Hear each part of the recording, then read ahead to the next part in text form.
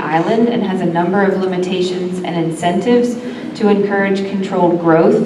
What would you do to help bring the plan to fruition?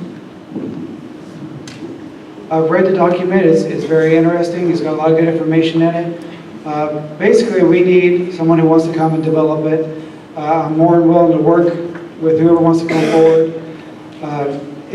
But ultimately, it's going to be a private venture with some support from the county. So I don't really have a plan for attracting anybody. I think people are aware of it. I'm sure someone wants to make money there, and I look forward to seeing that worked out over the course of the next several years. Thank you.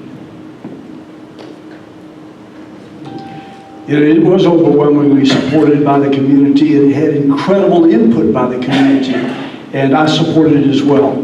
It's a great document. In fact, it's such a good document that other places are looking at using it as maybe a pilot and a guide for them to develop master plans.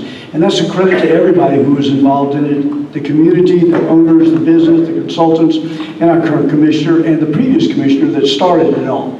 It's a good document. But the one thing I would point out, like any good document, it has to undergo current review. It needs to have some level of flexibility to meet changing conditions and update it. And all of that continues to require that the citizens be involved and the citizens have continuing input so we can make it a living document. I'm very proud of this because, quite frankly, it was a campaign promise. It was probably the issue that made me get up off of my couch and come and run for commissioner. Previous commissioner fired DPZ because they wouldn't support the 4-lane. I came in and I said, no, if I get elected, I'm bringing DPZ back and we're going to have that master plan. I said it, I did it, it happened. Now DPZ is working with the city, so Palafox is a step behind Perdido Key. The city is now getting their master plan done for them by the same folks.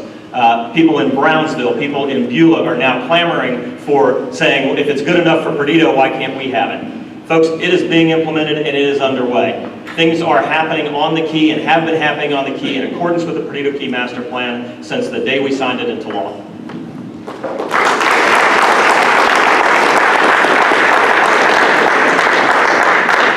Would anyone like to make a rebuttal response? All right. So we'll move on to question number 9, which is dealing with underground utilities. So we're going to start with Mr. McMillan, Commissioner Underhill, and then Mr. Trotter. So to Mr. McMillan, our neighboring beach communities of Pensacola Beach and Orange Beach have underground electrical utilities on much of their main roads, and almost everyone agrees they would be a great enhancement for Perdido Key. Are you in favor of converting Perdido Key from above ground to underground utilities? If so, how would you move the process forward? Well, I'm definitely in favor of it. One of the things I did when I was the president of the Homeowners Association in my community is we looked at underground utilities. And we looked at working with the Escambia County District 2 to get an MSBU to fund it. Unfortunately, one of the requirements we had was we had to get 66% of the homeowners to vote in the affirmative, and we never got more than 58%. But it's a great thing. It's very, very costly.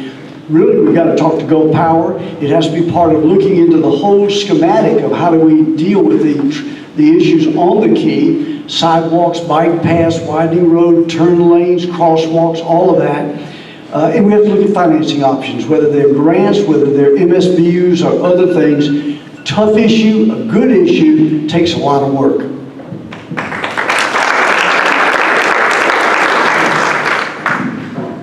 I've been waiting for tonight to bring this up. Bottom line is I would love to see those utilities underground. And when I filled out the PKA survey, I was one of those that said that I would be willing to pay an additional MSBU of up to even as much as $1,000 a year to get those kind of beautification issues on Perdido Key.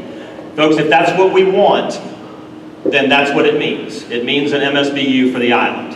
$4 million is the cost to put the concrete chase in. Because it's sand, you can't just put the cables into the sand. They have to be in a concrete tunnel called a chase. $4 million is the first cost that comes out of that. We would need to be able to raise $4 million. The Gulf Power says that the best way to have power lines on a barrier island is above ground because of the aerial lines. They can see where the breaks are. So it's not a resiliency issue. We can't use resiliency money. It has to come from local money. If we're willing to pay for it, we can have it.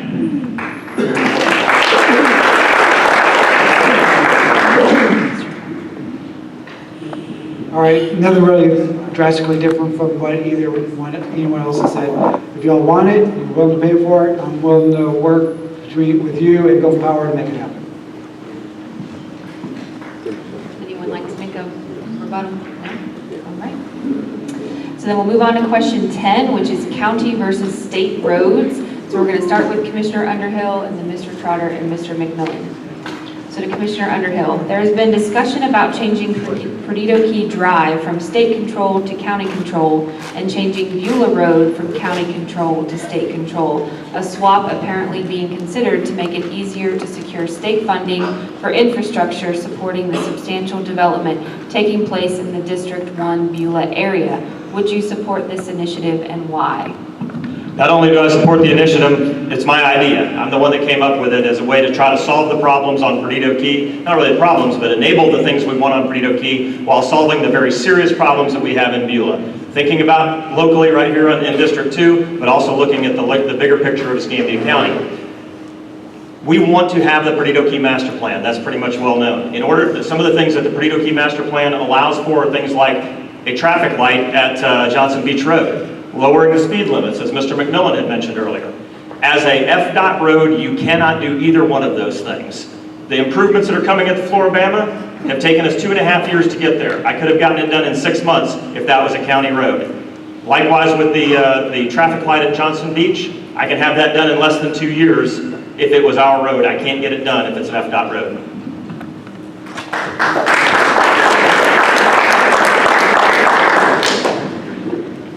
All right, it's hard to have a definitive opinion on it until we know how the negotiations go with the state, but I do have concerns about it.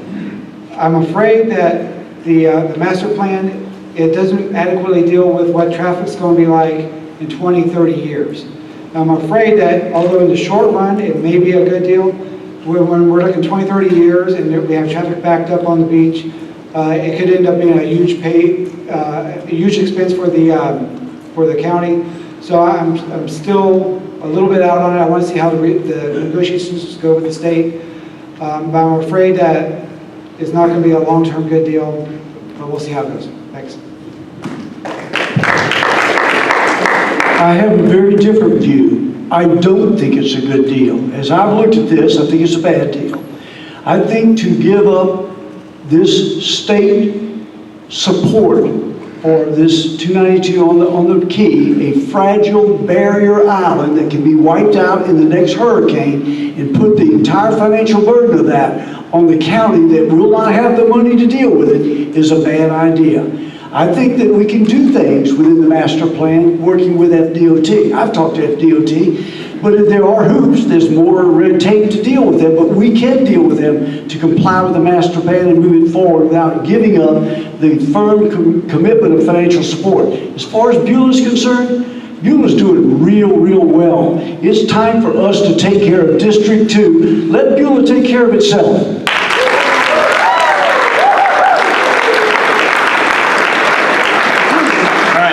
Do matter.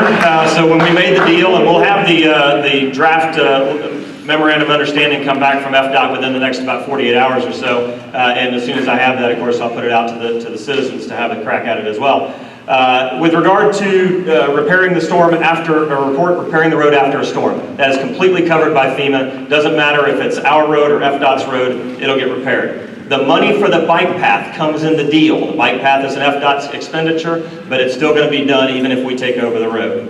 And the bottom line is, you cannot build on an FDOT right-of-way except in accordance with the FDOT Design Standards Manual. So you can't just drive to Chipley and wow somebody into breaking their own rules. As long as it's an FDOT road, it will be designed, built, and managed by FDOT standards, which are not in accordance with the Perdido Key Master Plan.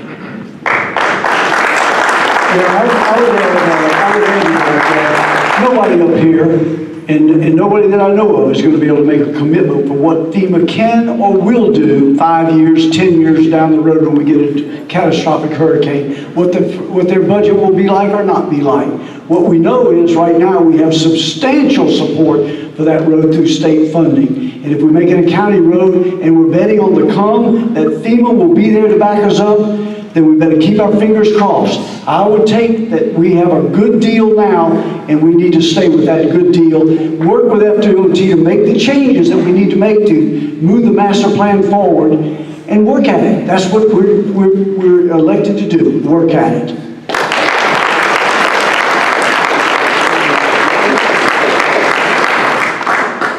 So no other rebuttals. So we'll move on to question 11, which is our character question. So we're going to start with Mr. Trotter and then Mr. McMillan and Commissioner Underhill. So it says, what do you believe is your most important character trait that will help you be successful as District 2 County Commissioner? As a second part of the question, and to encourage civility, please suggest a positive trait in each of the other candidates. I think the trait that I'll bring that will be of the greatest benefit to the district is my ability to wait until we have all the facts of something before I make a decision. Not to prejudge it and then try to justify that decision later on. As far as Alan McMillan, I think he has great integrity. I think, like myself, he decided to get into the race because he saw that we needed an honest representative. For Doug Underhill, I think he has great self-confidence.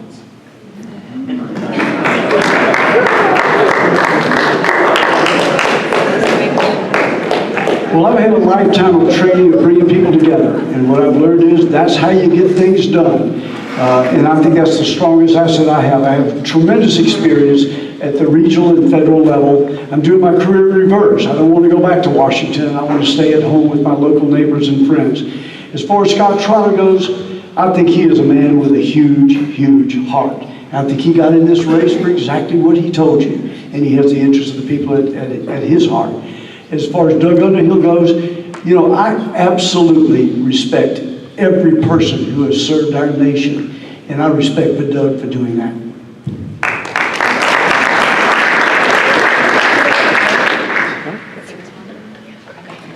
Courage and tenacity. It takes courage to do the right thing, even when the pattern of behavior and the way we've always done it is not the right thing. You cannot affect change without courage. And you cannot affect change by having courage today, but then being focused on something else tomorrow. I have had the tenacity to actually change the way things are done in Escambia County. Things are talked about publicly more.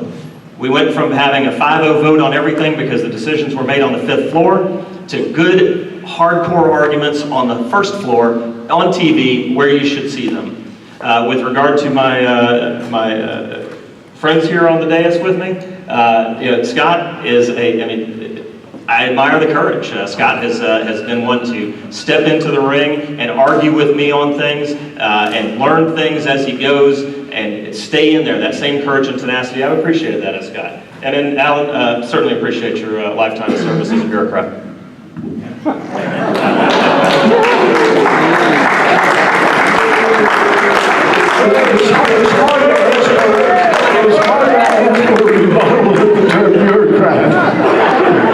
Would you like to take no?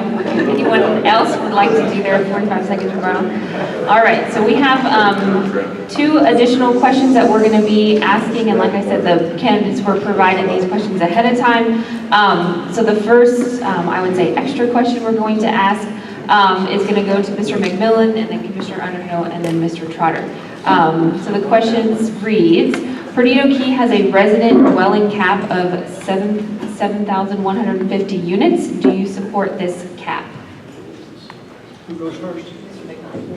I thought you said that. I wasn't sure you were looking at me. The answer is yes, I support the cap. I think it was developed with a good process. It took into consideration the issues that it ought to have taken into consideration. But the biggest thing of all, and the biggest reason I support it, was it had the input of the people that live here that are affected by it. So I do support it. Commissioner Underhill. I absolutely support the building cap at 7,150. However, you have to understand this, that if every single one of us who owns property on the island builds out our property to the full extent of the rights that come with it, we will bust that cap by 2,000. That is why it is absolutely imperative that we never allow for an increase in density on any upzonings on Perdido Key, because you are giving away density that we simply do not have. Remember, the government cannot give to somebody that which they have not already taken from somebody else. So we can say that we support the cap, but will you support the cap enough to say no to the developer or to the citizen who comes and asks you for an upzoning on their property? Property right. I knew it was going to happen one time. If you could please refrain from shouting anything from the audience. The clapping is okay for now, but don't shout anything else. All right, so Mr. Trotter. I fully support the cap. I'm an environmentalist. If we go much beyond that or go beyond it all, it's going to start impacting the environment, the habitat of the wildlife out there. I think it's reasonable. That allows for plenty of growth. I support it. So then our last extra, hold on. Make sure I didn't do my order right. All right, so then we're going to start with Commissioner Underhill and then Mr. Trotter and Mr. McMillan. So the next question says, District 2 has families with some of the highest and lowest annual incomes in Escambia County. How would you as District 2 Commissioner address the needs of those less fortunate in District 2? At 91,000 average family income on Perdido Key, we are the highest in 3 counties, believe it or not. Higher than Gulf Breeze, but they won't tell you that, but it's true. Also in District 2, we have a neighborhood that is at $22,000 per family, and that is among the lowest. The lowest is actually $17,000. These are the pockets of poverty. I've got a pockets of poverty map that Studer Institute put together that I've actually had to put on a hardboard because it got so dog-eared from how often we use it. Take a look at everything that we do, and we talk about economic development, and all of the focus is on areas that are green on that pockets of poverty map. If we're truly getting serious about economic development, we focus on economic development in the red neighborhoods on that pockets of poverty map, and that is actually where we have been spending our time in District 2 since I took office. Thanks.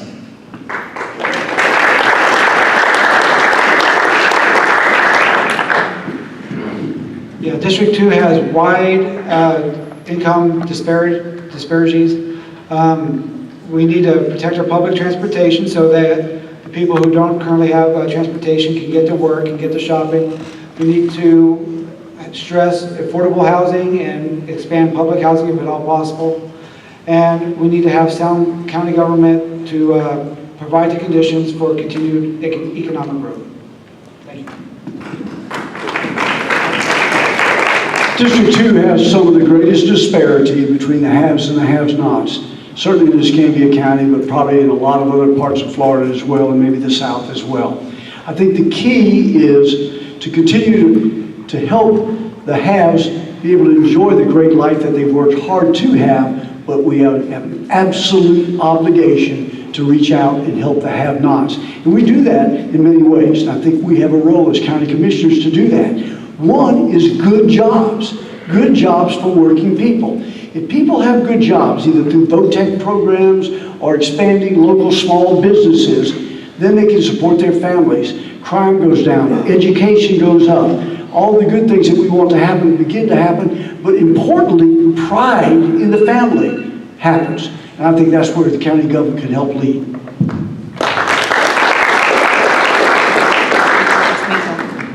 Okay. All right, so I have 2 more questions, so I hope I didn't mess up our order because we were doing so well. Okay. Oh, we got one more. I guess we'll allow Dana. You consider an audience member, we'll allow her. All right.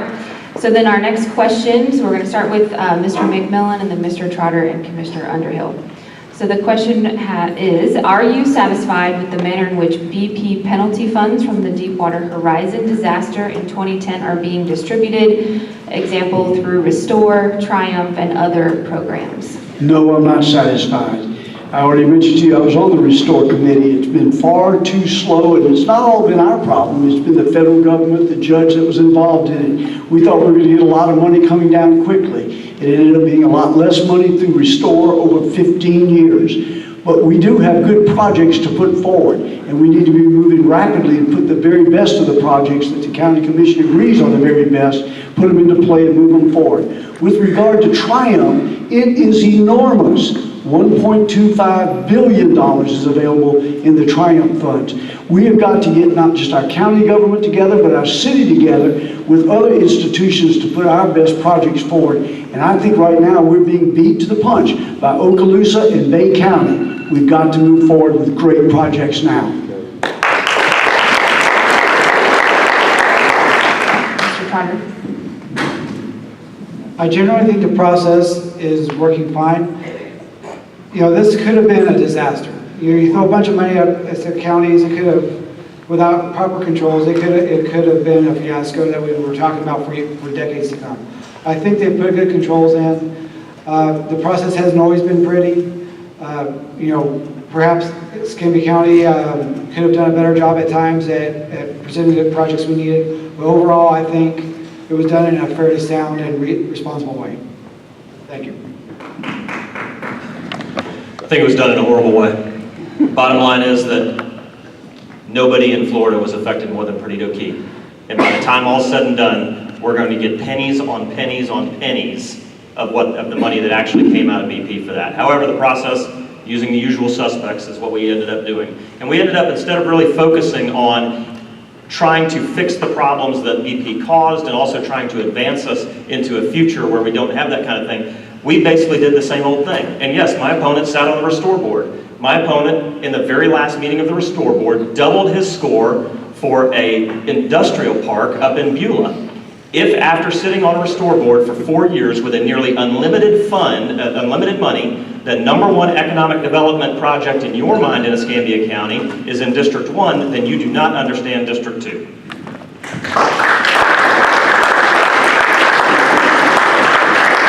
Yeah, I'd like to rebuttal to that. The Restore Board was a voluntary board. The decisions are to be made by the county commissioners. We were asked to rank our best environmental, our best economic, and our best jobs program, and that's what we did, infrastructure program, excuse me. I'm not here to debate Beulah. That's not what we're here to talk about today. We're here to talk about District 2. It was the most affected of all the counties and all the parts of counties in the state of Florida. I would like to focus on the $1.25 billion of the Triumph money that is available to us to go after and get substantial, good, great projects for long-term impact that improve Escambia County.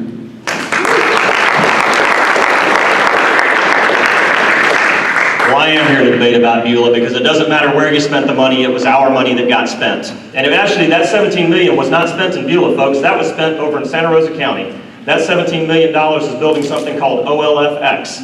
$17 million on what should have been a $6 million project, and anybody who did their research would have known that it was never going to be a $6 million project. To put it in perspective, Sorrento Road did not get 4-laned for lack of $17 million that we owed as a local lift in the same time frame that we could build an air base for the Navy over in Santa Rosa County. Oh, shit.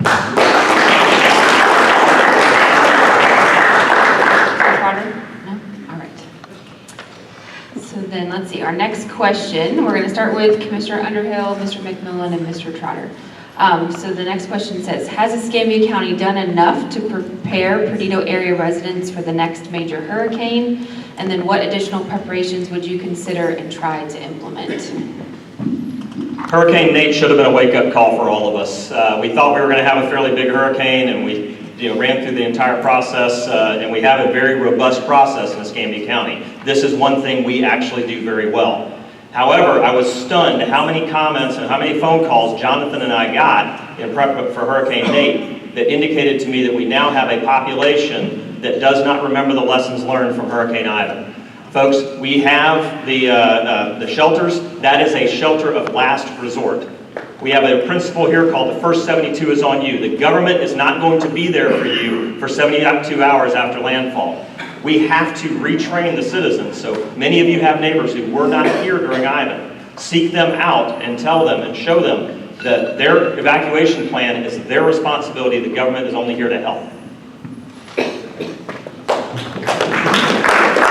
You know, it's not just Perdido Key. Certainly Perdido Key is extraordinarily vulnerable. It's really pretty much most of District 2 that runs along the waterfront from downtown Pensacola all the way across Sanders Beach, Country Club area, the Navy base. All of the ESCO areas are on Pensacola Bay, Davenport, and all of those. We've not done enough. They're going to all be dramatically affected. So I think really what we have to do is go back and review where we are weak and where we have failed. We address them one issue at a time, one storm, one hurricane at a time, and then we seem to forget it until the next one hits us. Preparation is not something you do once and then put it on the shelf. We have to do it all the time and keep it in our mind.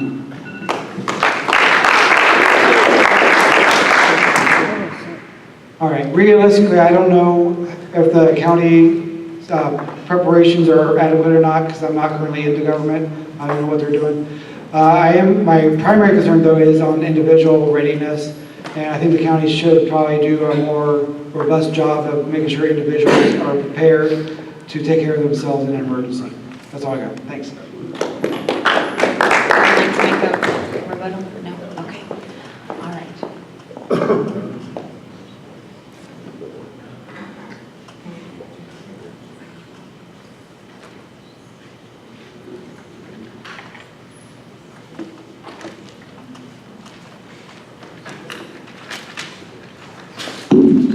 So that concludes all of our prepared questions that you all had ahead of time, and so then we're going to go into our 2-minute closing statements. So as I mentioned earlier, we're going to do that in our reverse order from the opening. So that means Commissioner Underhill would start, followed by Mr. Trotter, and then Mr. McMillan.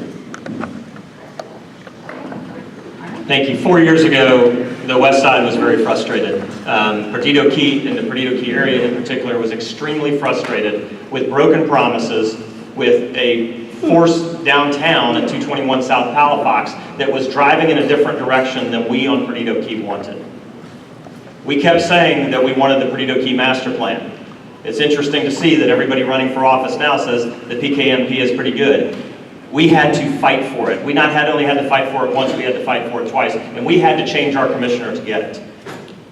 I didn't make a whole lot of promises back then, but one promise that I did make was that I would implement the will of the people through the PKMP on Perdido Key. I would ensure that we look out for the equity holders for that island, and those are the property owners on the island, those who live just north of the bridge, who consider themselves Perdidoans just as much, and for all the other citizens in Escambia County to whom that is a neighborhood beach.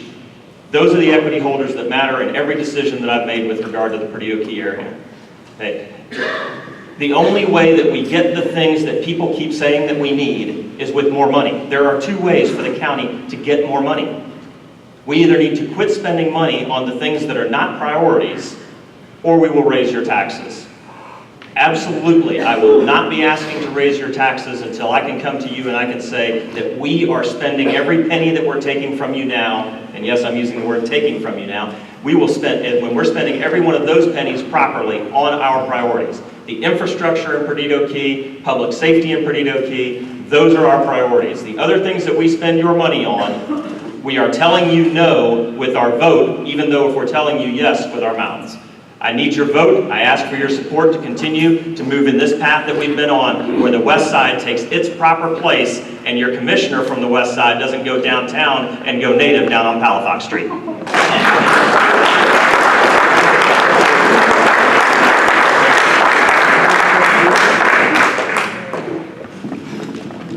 All right, I've been in this race for a couple months. I'm still learning a lot of these issues, and probably the part of the county I know that, or part of the district I know least about is Perdido Key. So that's why, you know, the slogan of my campaign is, he listens more than he talks. And I'm serious about that. I want to hear from as many of you as possible. I want to know what's important to you. I want to know what your concerns are, what you think we can do about it. That's how I'm learning stuff. And some of you I have talked to quite a bit, some of you I haven't.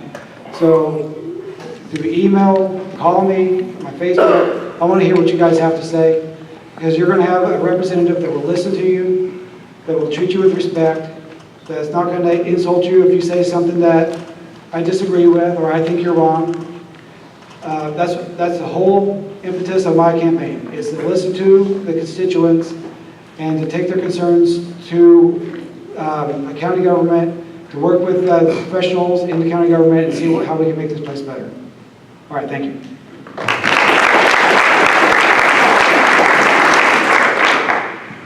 Well, thank all of y'all for having us here tonight.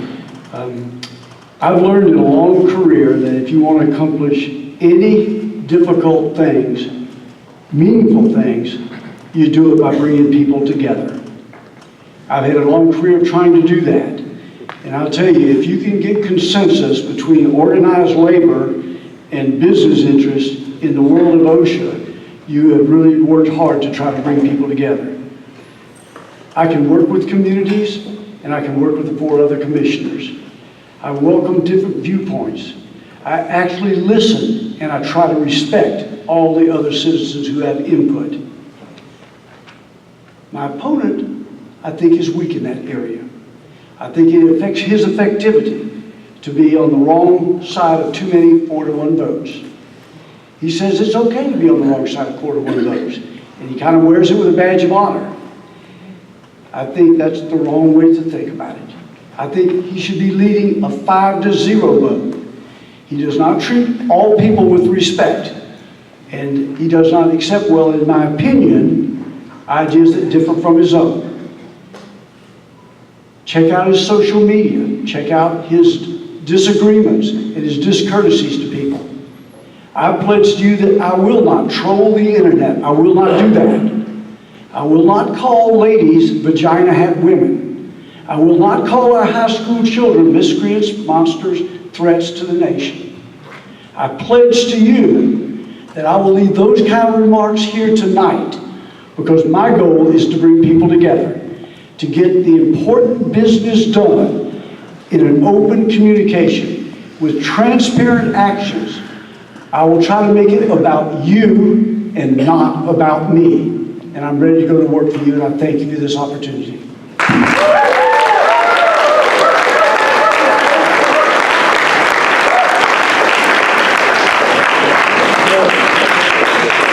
All right, so that concludes our question portion of tonight's event.